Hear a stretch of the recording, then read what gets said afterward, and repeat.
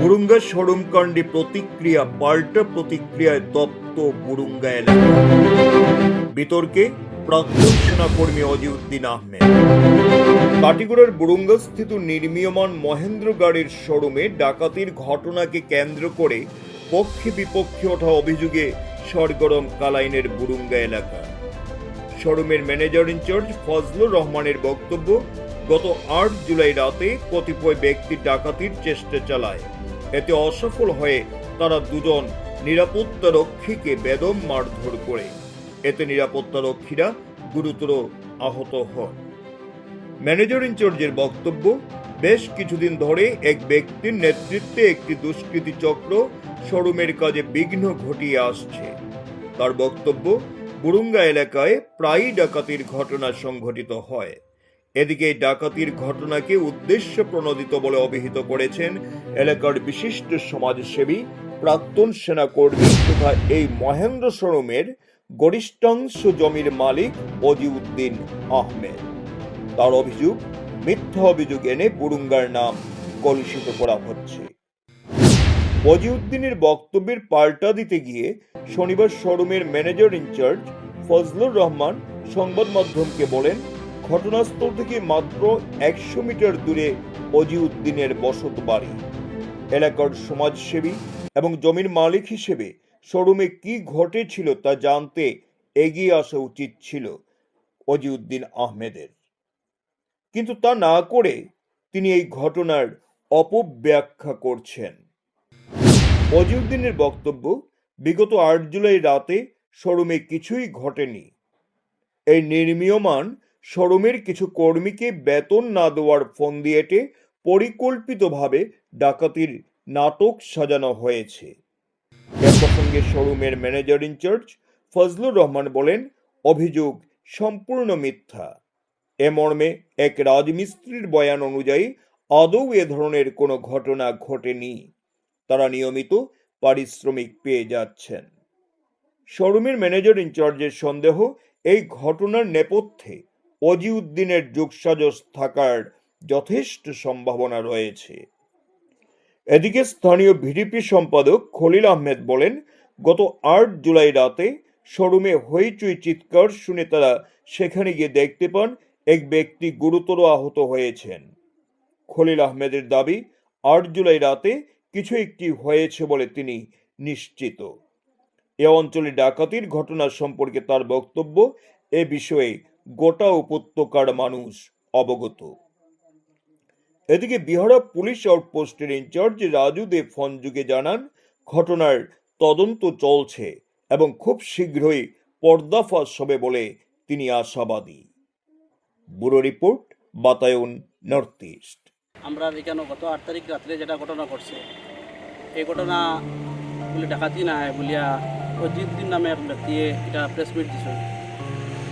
তত দুঃখের বিষয়, এটা ঘটনা এখানে ঘটছে, আমার মানুষ ইনজুর্ড হয়েছে, উইন্ডেড হয়েছে, পুলিশ আইয়া তারা পুলিয়া লইয়া মেডিকেল করাইয়া রাত্রে পুরা রাত্রি পুলিশে এটার পাহারা দিছে।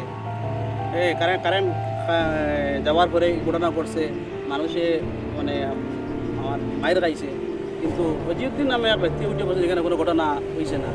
তার এখানে ইন্টারেস্ট। আমি সোশ্যাল মিডিয়ার যুগে আপনারা একটা প্রশ্ন করতাম চাই, ঘটনা ঘটছে এটা তো সত্য। আমরা মানুষ আসলো, বিডিবির মানুষ আসলো, গাঁৱৰ মানুষ আসলো, আমরা বদরপুর থেকে আইছি, আইয়া মানুষ উদ্ধার করিয়া লিয়া হসপিটাল লিয়া গেছি, এফআইআরও হয়েছে। আর তার পর এখানে কোনো ঘটনা হয়েছে না। এখানে ঘটনা না হওয়ার কারণটা কিটা?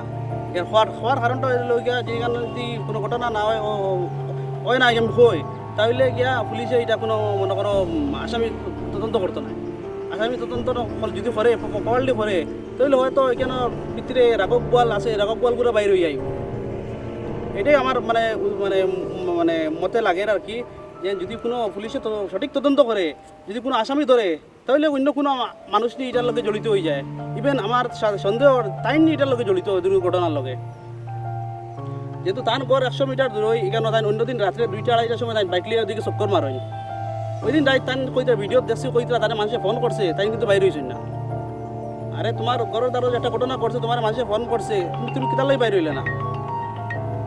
আর আমার এখানে ঘটনা ঘটছে, এটা পুলিশে তার তদন্ত করবো, সে করছে, খারা করছে, কিতার লাগি করছে, এটা পুলিশ তদন্ত পারি। পুলিশ তদন্ত শেষ হওয়ার আগে তুমি প্রেস মিট দিয়া তাই কইলিলা যে এটাত কোনো ডাকাতি হয়েছে না, এটা কিতা বুঝাইতে চাই, ডাকাতি করে প্রশ্রয় দিতে চাই তাই।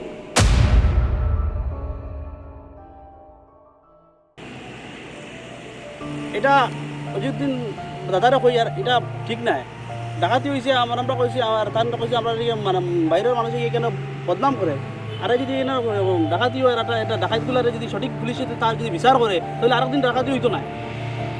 আমরা বদনাম কেন করলাম, এই এলাকার রক্ষণাবেক্ষণ করি। আর উনি আমরা দেখছি সোশ্যাল মিডিয়ার মাধ্যমে দেখছি জমি রেজিস্টার করে টাকা পাননি, উনার জমি আপনারা কিনেছেন অথচ ওনাকে টাকা দেননি, সেটা কি সত্যি?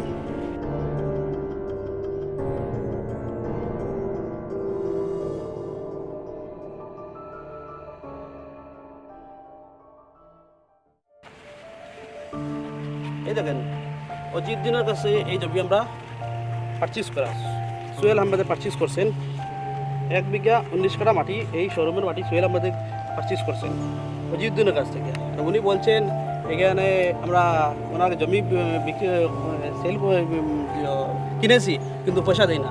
আমি আপনারা মিডিয়ার জরিতে একটা কথা বলি ওনাকে, যদি উনি জমি আমরা বিক্রি করেন আর কোনো পয়সা পান না, এটার কোনো যদি তথ্য দিতে পারেন যদি, তাহলে কি আপনারা যেটা বলবে আমরা বাতা পেতে নিতে পারি বাধ্য। মানে উনি একটা অভিযোগ করছেন যে ওনার স্ত্রীর জমি আপনারা জবরদখল করে কনস্ট্রাকশন করছেন। ওনার স্ত্রী তো জমি তো ওইখানে অলরেডি স্ত্রী মানে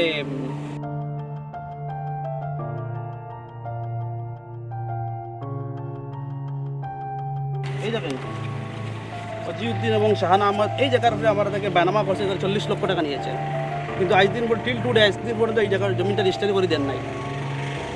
কিন্তু এইসব আর এইসবকে মানে ঘুরানোর জন্য উনি আমার বারবার কালকে রাত্রে প্রেস মিট দিয়েছেন যে এখানে কোনো ডাকাতির ঘটনা হয় নাই। ওনাকে কে বললো যে ডাকাতি হয়েছে বা না হয়েছে, উনি তো ফিল্ডেই ছিলেন না। আর উনি জমির সঙ্গে ডাকাতির কী সম্পর্ক?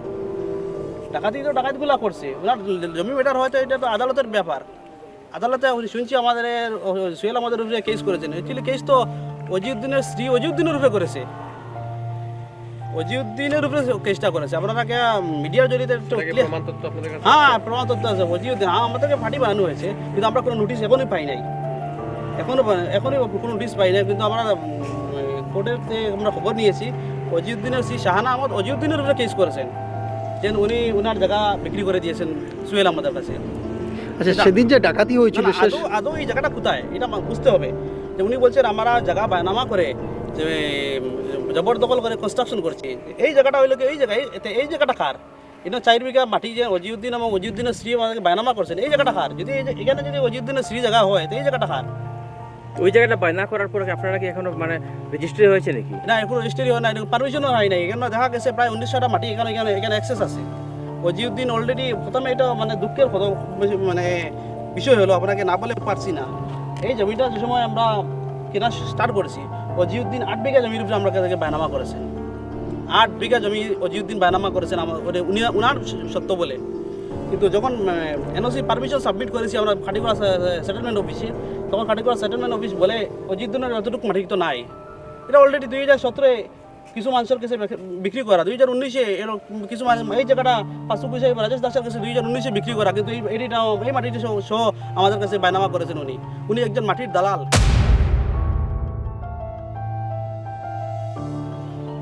মাটির দালাল বলে কম হবে না, এই হোসাইডে আরেকজন মানুষের জায়গা উনি সব মিলিয়ে আমাদের বায়নামা করেছেন। যে বাদে পরে উনি ওনাকে বললে উনি বলে আমার ওনার কাছ থেকে আমি কিনে দিব, আমার প্রফিট দিয়ে দেবেন।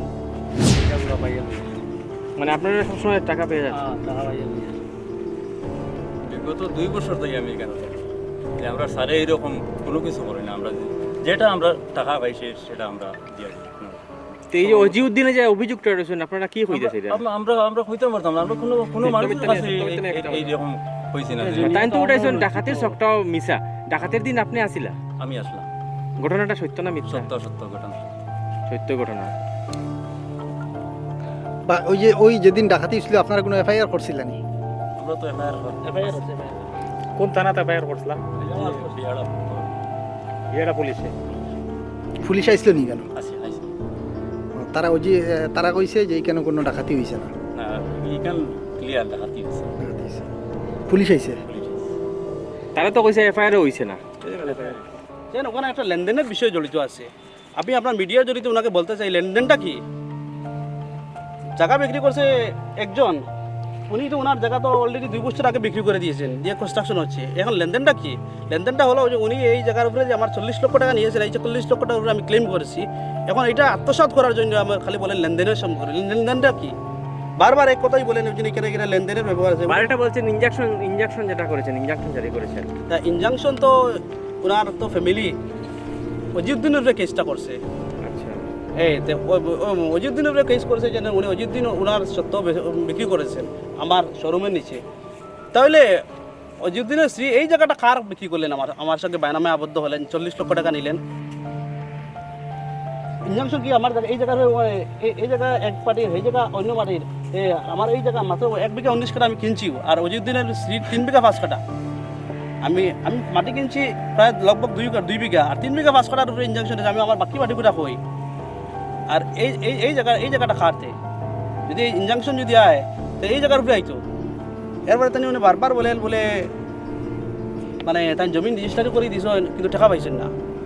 আমি আবারও যাকে বলেছি, এখনও বলছি, যদি উনি জমিন বিক্রি করে, উনি অজিউদ্দিন জমি বিক্রি করেন আর টাকা না পেন, এটা কোনো প্রুফ দেখাতে পারেন, আমি এই সমাজ যে মানে বিচার করে দিব, আমরা নিতে বাধ্য আছি। কিন্তু উনি একজন মাটির দালাল, একটা ফ্রড, মিথ্যা অপবাদ দিয়ে উনি চাইছেন আমাদেরকে হ্যারাসমেন্ট করার জন্য, ওনার উদ্দেশ্য। কিন্তু ওনার ডাকাতির যে এই ঘটনার সঙ্গে উনি মানে আমার বিশ্বাস উনি জড়িত। নাইলে তাই উনি কেন প্রেস মিট দেন এখানে কোনো ডাকাতি হয় না? ওনাকে কেউ বলছে ডাকাতি হয়েছে কি না না উনি ক্লিয়ারেন্স দেওয়ার জন্য? এটা তো পুলিশ তার তদন্ত করবে, ডাকাতি হয়েছে কি না হয়েছে না পুলিশ দেবে। উনি প্রেস মিট দিয়ে বলেছেন এখানে কোনো ডাকাতি হয় না। আর এলাকাবাসীরা মানে না একটা মানে বোঝার ব্যাপার, যে সময় কারেন্ট যায় 1 মিনিটের ভিতরেই মানে ডাকাতগুলো এখানে বসে গেল। এটা কইছিল আমার মনে হয় ওনার বাড়িতেই ছিল, আমার সন্দেহ। আর কারেন্ট যেটা গেছে, এটা কারেন্টের লাইনটাও ওইখানের কাছে, তার বাড়ির কাছে ট্রান্সফর্মার। এটাতে কোনো একটা ধারণা আছে ইলেকট্রিসিটির, এই সময় কারেন্ট কেন গেল? আর এই ডাকাতগুলো ঠিক সময় মতো মানে এই আমার জায়গায় পৌঁছে গেল, আর পুলিশ আইতে এটা আবার চলে গেল। এটা কেমন কথা? এই জমি ক্রয় বিক্রয়ে টাকার লেনদেন কিভাবে হয়েছে? সব অনলাইনে হয়েছে। আমার নাম খলিল আহমেদ, বিডিবি সেক্রেটারি আমি। তারা রাত্রে কি একটা হয়েছে, তারা মানে হাল্লা চিৎকার করছে। তারা আমি বাসা থেকে টের পাইছি অবশ্যই হাল্লা চলে। তারা দৌড়াইয়া গেছে, ওদিকে রাস্তা দিয়ে বার হয়েছে, অ্যাক্সিডেন্ট হয়েছে বোধ হয়।